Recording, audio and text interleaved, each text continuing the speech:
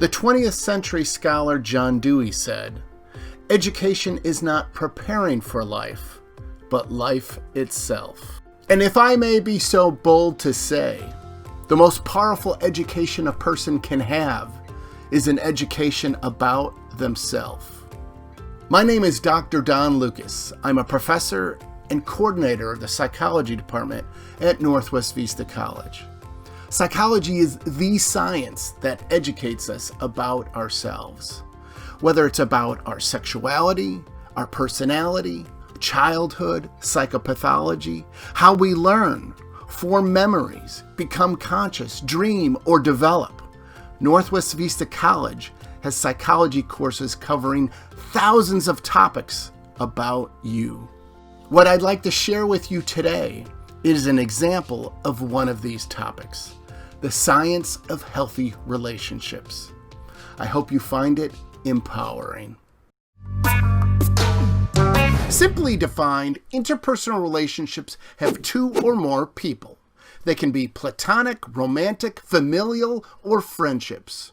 Whereas healthy interpersonal relationships bring happiness to all involved within the relationships. Although we likely have different definitions of happiness, happiness is one thing in life we all want. As Aristotle put it, happiness is the meaning and the purpose of life, the whole aim and end of human existence. This seems like a pretty good deal then. Healthy relationships bring happiness, meaning, and purpose to our lives. So how do we get them? What is seen today as a cliche, the 20th century psychoanalytic theorist Erich Fromm was the first to argue healthy relationships are dependent upon you authentically loving yourself. In his 1956 book, The Art of Loving, Fromm presents a 5-stage theory of love that shows how you can achieve healthy relationships in your life. Each stage in Fromm's theory is dependent upon the stages before it. To have healthy relationships with your parents, you must first have a healthy relationship with yourself, meaning a stable self-esteem and a strong self-concept. To have healthy friendships, you must first have a healthy relationship with yourself and your parents. To have healthy romantic relationships, you must first have a healthy relationship with yourself, your parents, and your friends. And to have healthy ethereal relationships, you must first have a healthy relationship with yourself, your parents, your friends, and your romantic partners. People tend to blame the unhealthiness of a current relationship on the relationship itself, whereas Fromm argues the health of a current relationship is most likely caused by the health of previous relationships with you at their bases. For example, if you're having trouble in a current romantic relationship, before blaming this trouble on your partner and the relationship itself, you may want to check in on your current self-esteem and self-concept, your true understanding of the relationships you had or have with your parents, and your empathy for your fellow human beings, whether they're friends or potential friends. To authentically love yourself and thereby have healthy relationships, you must overcome your internal conflicts. By nature, we all have internal conflicts. What you do with your internal conflicts ultimately will define the health of your relationships. For example, psychoanalytically speaking, your personality is composed of 3 parts: the id, ego, and superego. Your id is driven by the basic motivators for survival: fighting, flighting, feeding, and sex. The ego is the rational part of your personality. It contextualizes id-driven behaviors within the rules of society. And the ego creates compromises between itself and the id, itself and the superego, and the id and the superego. The superego is your ideal but irrational conscience. It is constantly wanting what it cannot realistically have. Your id, ego, and superego are in perpetual conflicts with one another. However, by you creating and implementing compromises for them, most of these internal conflicts will be alleviated.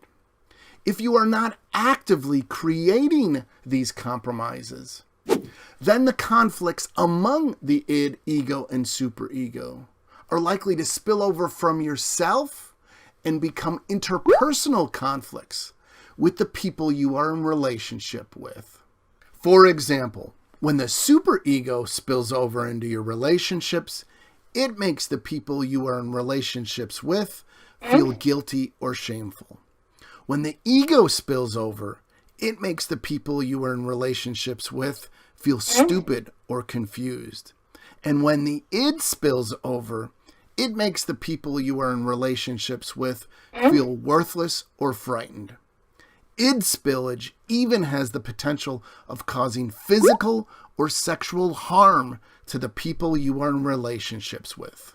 Although we have some control in forming and maintaining healthy relationships through working on our self-esteems, self-concepts, and internal conflicts, it's important to recognize most of the factors that form relationships are beyond our control.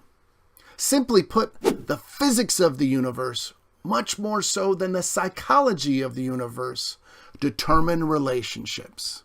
The most likely beyond our control factors determining relationship formation are proximity, time, reciprocity, and excitation transfer. The physics of proximity are simple. The physically closer you are to someone, the more likely a relationship will form. The physics of time are simple too. The longer the amount of time you are with someone, the more likely a relationship will form. Proximity and time are the primary causes for relationships forming. Driven by your conscience, the principle of reciprocity is the more things a person gives you, the more likely you will be giving this person things in return. Driven by your central nervous system, the principle of excitation transfer is the more physiologically arousing situations are when you are with a person, the more physiologically arousing you will find this person. Healthy relationships certainly require people to have things in common with one another, but they also require people to not have things in common with one another. For example, which of the relationships represented by the following 3 Venn diagrams is likely to be the healthiest? Often, people incorrectly select relationship 1 because the media and fairy tales present this "I'd die without your love" relationship as being ideal. However, relationship 1 represents a codependent relationship because the people in this relationship have near everything in common with one another. This type of relationship has no room for relationship or personal growth. And codependent relationships are often associated with pathology, dissatisfaction, and abuse. Relationship 2 represents the healthiest relationship. Having things in common with the person you are in a relationship with is obviously important for relationship formation and bonding. What is not so obvious, but just as important, is having things not in common with those we are in relationships with. When shared, these not in common things allow for relationship growth, and when not shared, allow for personal growth. The most likely things people in romantic relationships have in common with one another are their ages, their races, their levels of education, religions, self-esteems, heights, constructive behaviors, intelligence, social economic statuses, attitudes, employment statuses, and levels of physical attractiveness. Interestingly, the things we have in common with our romantic partners are diverse in their biological, psychological, and sociological dimensions, and most of them are beyond our control. However, not all of these things predict healthy romantic relationships.